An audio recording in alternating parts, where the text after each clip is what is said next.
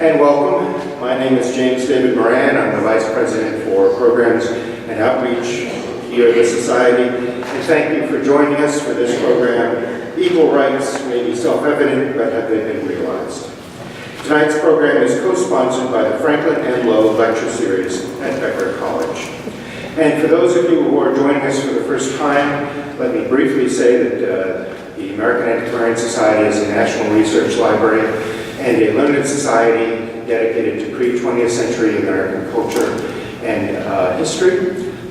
We are the library of record for imprints between 1620 and 1876. Behind that door is 25 miles of shelving containing about 4 million books, pamphlets, newspapers, graphic arts materials, and manuscripts. Our collection of early American imprints, those printed before 1820, is the largest in the world. And as a learned society, we conduct a wide variety of programming about our collections, about the work done in this library, and about American history and culture before the 20th century. Most of the programs and services of the Society, including our websites, access to our library and resources, and our public programs like this talk, are all free of charge. We consider this to be part of our mission. But we are also a private, non-profit organization that relies on the generosity of our donors, members, and friends. Please consider making a contribution to the Society either by sending us a check, contributing online, or dropping some cash in the box at the end on your way out on Antiquarian Hall. Your support in every way is very important to us. Thank you. Tonight's speaker, Richard D. Brown, is the Board of Trustees Distinguished Professor of History Emeritus at the University of Connecticut. He is taught as a Fulbright lecturer in France and at Oberlin College, a past president of the Society of Historians of the Early American Republic and the New England Historical Association. Professor Brown has held fellowships from, among others, the Guggenheim Foundation and the National Endowment for the Humanities. His talk tonight is based on his most recent book, Self-Evident Truths, Contesting Equal Rights from the Revolution to the Civil War, which has just been published by Yale University Press, and which we are selling copies tonight, in which Professor Brown shall be happy to sign after the formal talk. He is the author of Knowledge is Power, The Diffusion of Information in Early America, 1700 to 1865, and The Strength of a People, the Idea of an Informed Citizenry in America, 1650 to 1870. He is also the co-author with his wife, Irene Brown, of The Hanging of Ephraim Wheeler, a story of rape, incest, and justice in early America.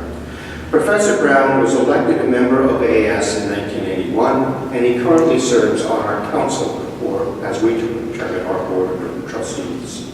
Please join me in welcoming Richard D. Brown.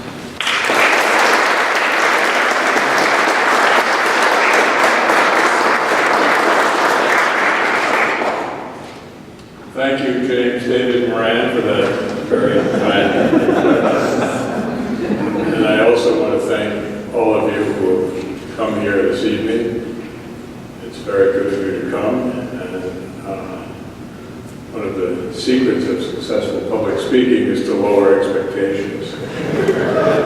So I don't think you should really expect very much. I also want to say how grateful I am to the staff of the American Antiquarian Society.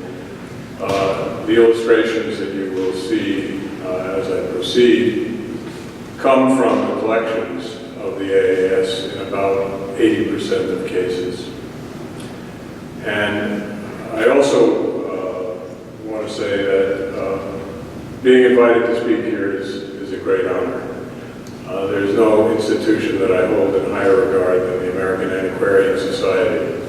It truly is one of America's great institutions. And I hope that people in Worcester will have their bosoms swell with pride when they think about pass by of the American Antiquarian Society, because it is an astonishing resource that scholars and others all over the United States regard as one of the jewels. Now, when I was planning my talk, one of my sons told me, you know, Dad, you could be kind of grim. So you really ought to start with some kind of a joke. And some of the people here know me and know that joke telling is not my common or strongest suit. So I looked and I found a historical anecdote that I might pass along to you.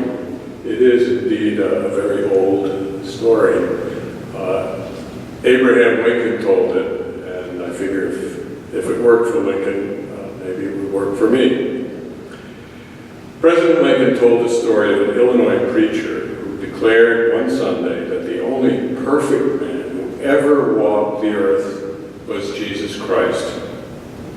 He went on to tell his congregation that he had read the Bible repeatedly, and in the entire text of the Bible there was no record whatever of a perfect woman.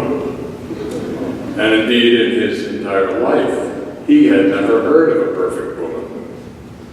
And then he paused, and someone in the back spoke up and said, I know a perfect woman, and for the last 6 years, I've heard of her every day. Who was she, the preacher asked. My husband's first wife, kid. Why?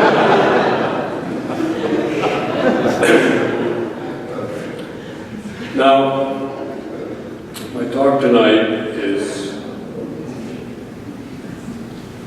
equal rights may be self-evident, but have they been realized? And it is a talk based on my book. And since I haven't rehearsed with this little clicker, I will use my machine here. I came to write this book because, like many Americans of my generation, I have long been stirred by the soaring credo of the Declaration of Independence. We hold these truths to be self-evident, that all men are created equal, that they are endowed by their Creator with certain unalienable rights, that among these are life, liberty, and the pursuit of happiness. For many generations, this bold, inspiring promise has exercised a powerful grip on Americans' political imagination. The idea that the United States would be a land of equality, where every person should realize equal opportunities for life, liberty, and the pursuit of happiness, with privilege banished, is fundamental to the nation's modern creed. Indeed, we have made the Declaration a sacred text. And here you see the Declaration, the text of it, and also John Trumbull's famous painting of it, reproduced, in this case from the AAS collections, an 1840 or so print, which shows the presidents up through William Henry Harrison along the top. But you can see how the text and the event are sacralized in an image like this. So we have made it a sacred text, but it would be naive to suppose that this ideal of equal rights has ever reflected American realities accurately. Privileges, sometimes written into law, sometimes merely customary, are historical facts of life.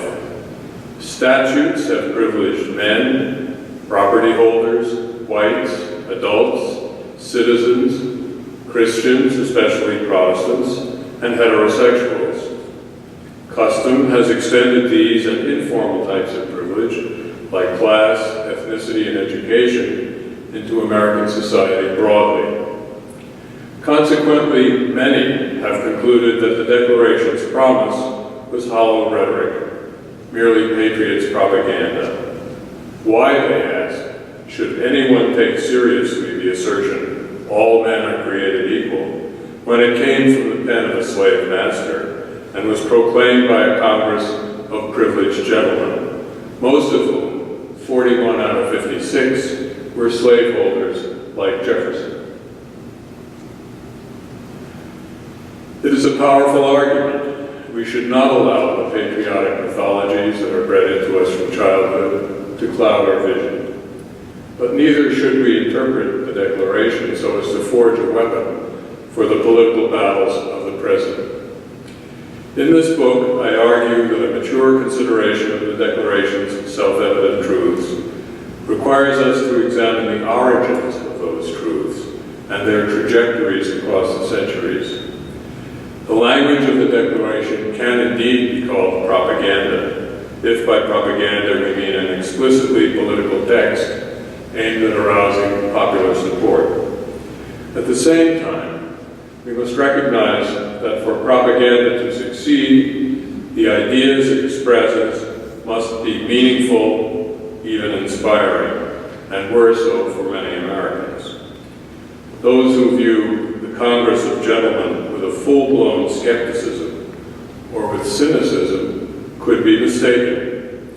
To be sure, congressmen were driven by selfish interests and ambition, but perhaps ideas and ideals propelled them as well.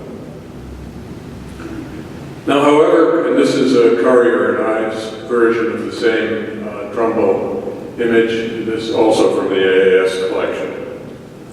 However critics have judged the Founding Fathers, they have never accused them of ignorance or stupidity. Obviously, patriot leaders recognized slavery, gender, and class privileges in their own time. Yet paradoxically, they embraced egalitarian rhetoric. In the short term, that rhetoric may have been critical for mobilizing common men to fight. But could Adams, Jefferson, Washington, and their colleagues have been so very short-sighted and so completely secure in their power as to suppose the language of equal rights would have no consequences in the long run? Among the Founding Fathers, some, one cannot say how many, took the language of the Declaration to heart. It is true they lived in a world of rank and privilege, but some in the Continental Congress and in the revolutionary generation expressed egalitarian hopes. This study investigates the proposition that the self-evident truths proclaimed in the Declaration were not simply window dressing, but actually inspired serious aspirations from the moment they were proclaimed. By studying the constitutions, laws, and politics of the decades between independence and the Civil War, we can understand the ways in which Americans embedded the revolution's egalitarian impulse into their discourse. Because the revolution promised equal rights only, not broader forms of social or economic equality, my central focus has been on equal rights. The place to start is with state and national constitutions and bills of rights and their prescriptions. Yet because constitutional prescriptions are not always realized in practice, my investigation moves into courtrooms, because criminal trials and divorce cases tested whether the rhetoric of equal rights truly matched realities on the ground. When defendants faced accusations that could lead to hanging, intense, uninhibited arguments for and against prisoners enable us to glimpse the collisions between equal rights principles and customary prejudices and privileges. With jurors, the press, and public opinion all rendering judgments, the principle of equal justice before the law did not necessarily rule. The book examines contests over equal rights in 6 key arenas of public concern: religion, nationality and ethnicity, race, gender, age, and social class. Each chapter explores ways in which Americans came to realize, in whole or in part, the ideal of equal rights expressed in the Declaration, or on the contrary, to ignore or even to disavow that idea. For me, the most surprising discovery was the extent to which equal rights in religion were realized in the first and second generations after independence. The story of the Virginia Statute of Religious Freedom is a remarkable example. As early as their June 17, 1776 Declaration of Rights, Virginians laid down the principle that all men are equally entitled to the free exercise of religion, a doctrine that Jefferson, who was drafting a constitution for Virginia, echoed with a provision that all persons shall have full and free liberty of religious opinion, nor shall any be compelled to frequent or maintain any religious institution. Baptists and Presbyterians favored this idea, but Virginia's Anglican, that is Church of England or Episcopal clergy, opposed this establishment fiercely. So did many patriots, who claimed that ending church tax support would plunge Virginia into immorality and infidelity. The Reformers' rejoinder that Pennsylvania, which had no religious establishment, was not awash in immorality or infidelity, did not convince defenders of the status quo. In 1776, adversaries compromised. Virginia suspended support for Episcopal priests and exempted Presbyterians and Baptists, but everyone else paid to support the Episcopal Church, which also monopolized marriage fees and revenues from land dedicated to poor relief. But in 1779, when Jefferson won election as governor, he and James Madison attacked the remaining Episcopal establishment by sponsoring the Statute of Religious Freedom. And this is from the Library of Congress. Though the legislature tabled their statute, it voted to end tax support for the Episcopal Church. Just a few years later, Governor Patrick Henry, backed by Episcopalians and Methodists, proposed using taxes to pay clergy of all major Protestant denominations. Revolutionaries like John Marshall and George Washington thought this policy reasonable, but Baptists and deists blocked it. People from two opposite ends of the religious spectrum, Baptists and deists, blocked it with petitions that garnered some 11,000 signatures. With this backing, Madison took the offensive, bringing Jefferson's Statute of Religious Freedom to a victorious vote. This statute expressed the revolutionary generation's most fully developed commitment to equal religious rights. God, the statute read, had created the mind free, and earthly coercion was never intended by the holy author of our religion. The law declared that our civil rights have no dependence on our religious opinions any more than our opinions in physics or geometry. As Madison explained, if government could establish one religion, government could establish any religion. Just before Christmas 1785, Jefferson's bill passed by a vote of 74 to 20. Afterwards, when a delegate proposed that the holy author of our religion be identified as Jesus Christ, a great majority of the delegates voted that down. Indeed, Jefferson asserted, the law aimed to be universal. It should protect the Jew and the Gentile, the Christian and Mohammedan, the Hindu and infidel of every denomination. Virginia's law moved beyond mere toleration, decisively. No religion stood above others, and the absence of belief was assigned equal stature with formal religions. This made Virginia unusual. Most states merely enacted some form of toleration, guaranteeing the freedom of all to worship as they chose. In New England, states continued to tax to support the Congregational and Presbyterian churches. For religion, there was no national consensus on equal rights. Each state was on its own. In Virginia's neighbor, North Carolina, Presbyterians blocked the impulse for full religious equality by including a provision in the state's 1776 Constitution specifying that office holders must be Protestant. Yet when the legislature selected a governor in 1781, it chose an Irish Catholic, Thomas Burke, re-electing him twice. In 1800, voters elected the Catholic William Gaston to their state senate, and he went on to election as Speaker of the North Carolina House, as a United States Congressman, and as a justice on North Carolina's Supreme Court. North Carolinians were so relaxed about enforcing their constitutional bar against non-Protestants that in 1809, Beaufort County elected a Jew, Jacob Henry, to the state legislature. In the nation as a whole, movement toward equal rights in religion was virtually uninterrupted between the Declaration and the Civil War.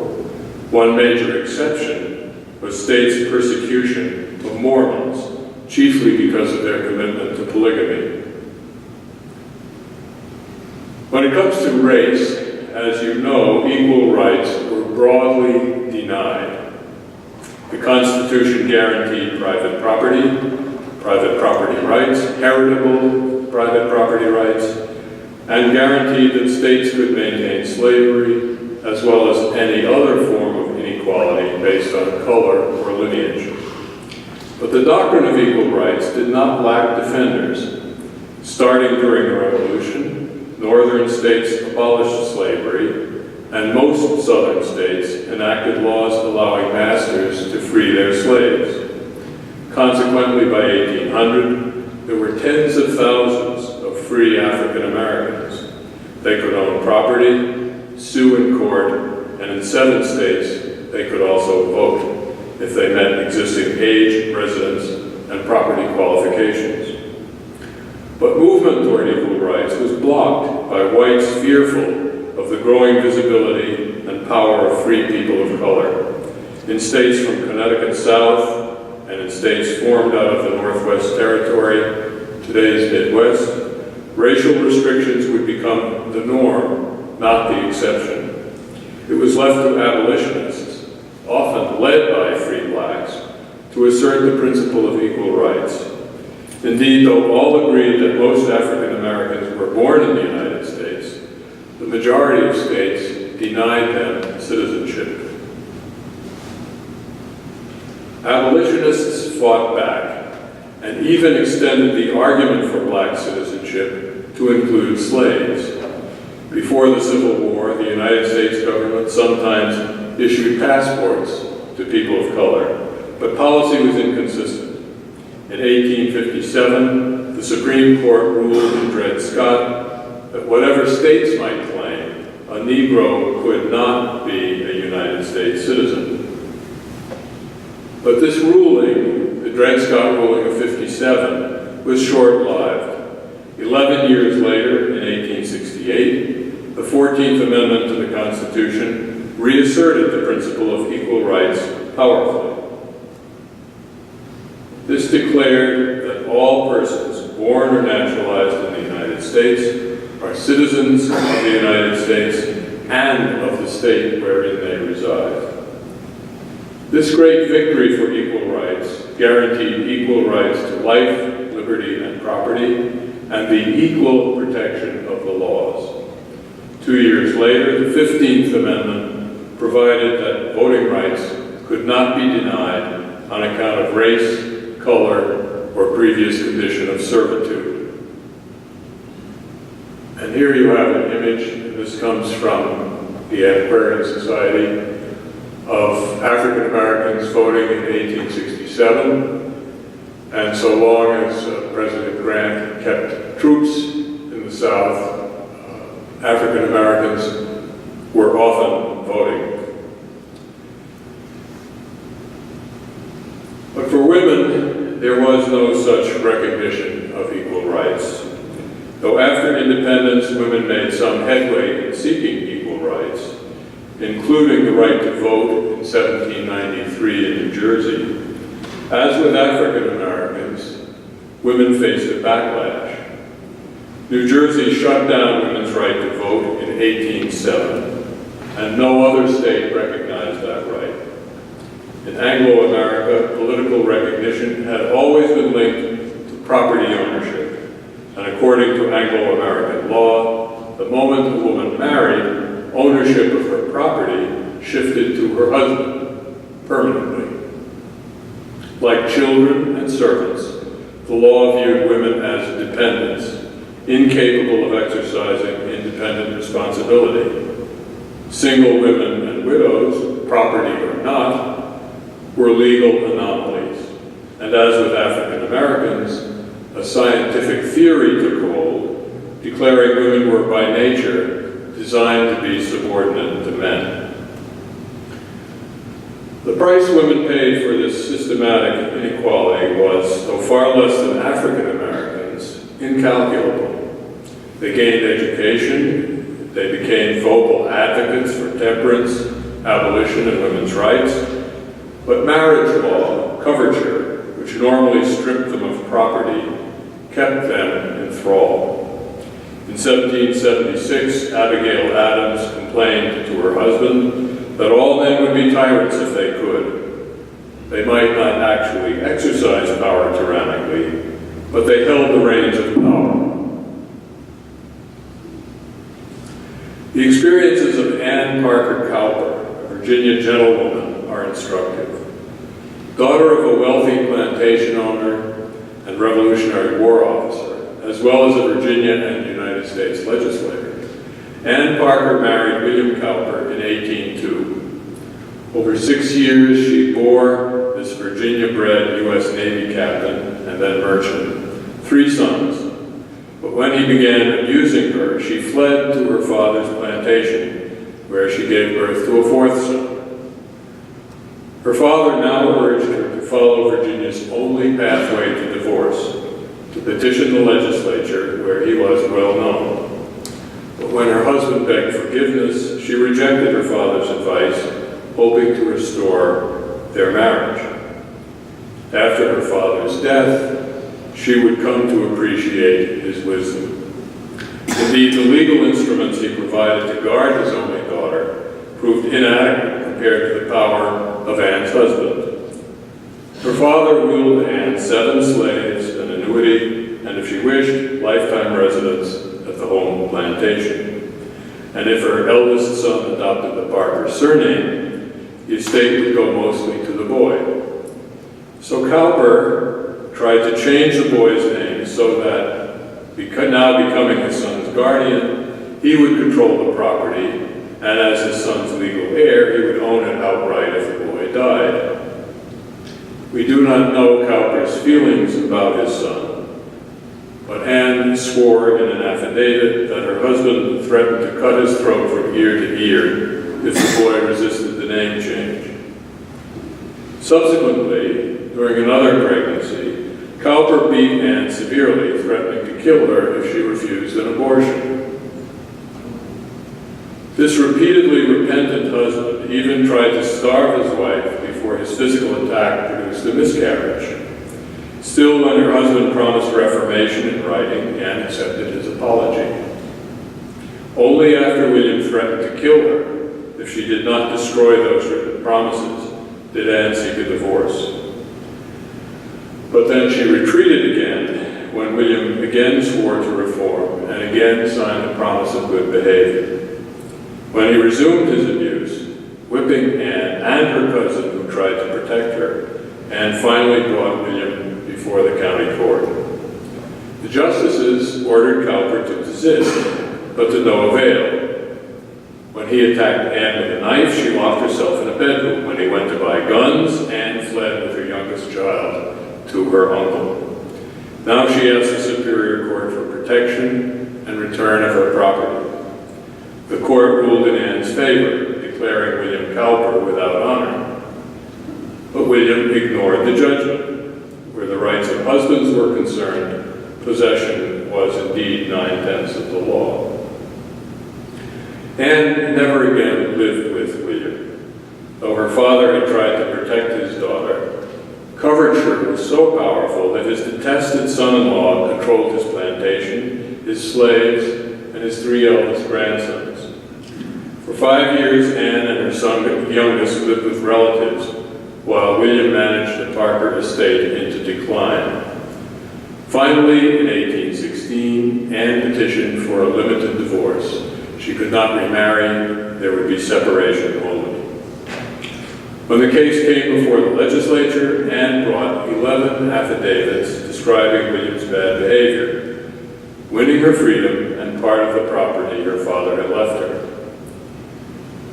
To be sure, William Cowper was among the worst of husbands, devious, manipulating, seemingly unbalanced.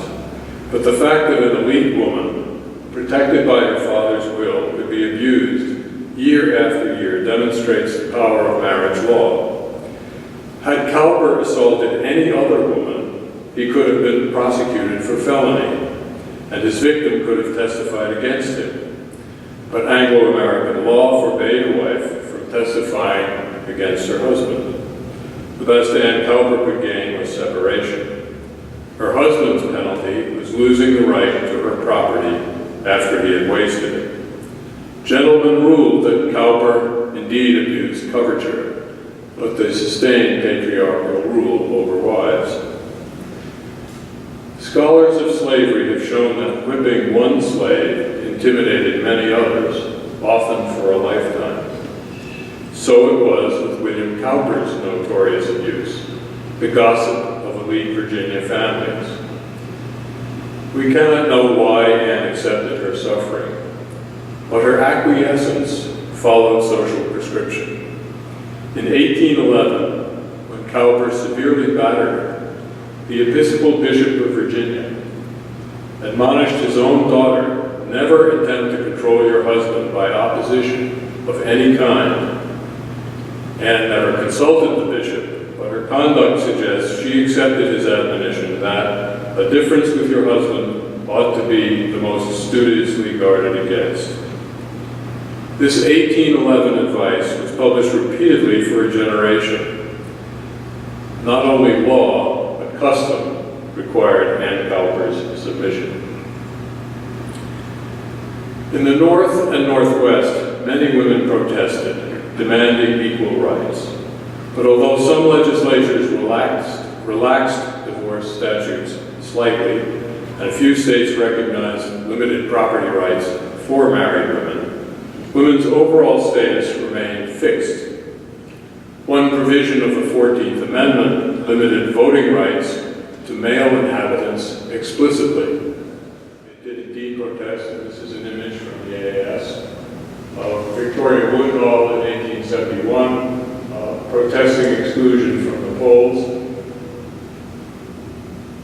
Let's see if this works.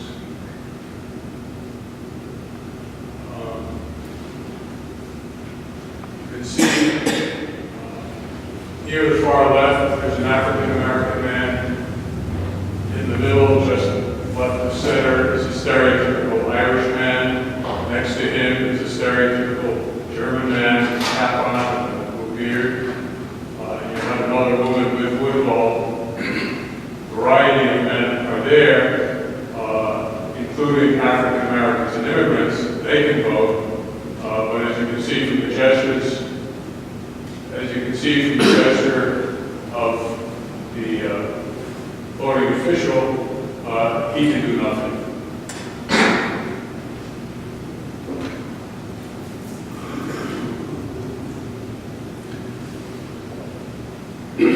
And in 1873, soon after Congress of the states denied women's suffrage in Bradwell versus Illinois, the Supreme Court barred women from becoming lawyers because man is woman's protector and defender. The court ruled that the natural and proper timidity and delicacy which belongs to female sex unfits it for many of the occupations of civil life.